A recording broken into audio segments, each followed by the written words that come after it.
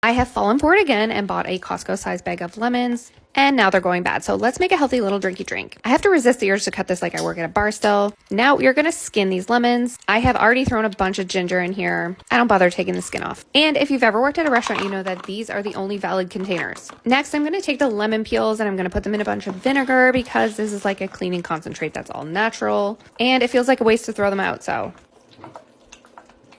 Next, we're going to put a little bit of pepper in here because we're going to use turmeric, and be careful with this. It will literally stain everything, but it's so pretty. I personally like mine with a little bit of kick. Add your water.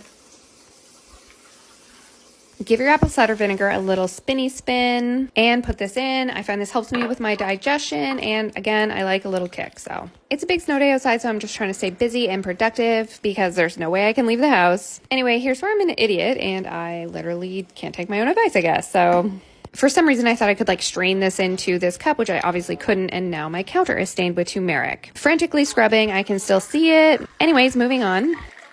Anyways, I find this makes me feel energized. You can Google the benefits if you want. I really don't want my teeth to look like my counter, so I'm gonna brush them.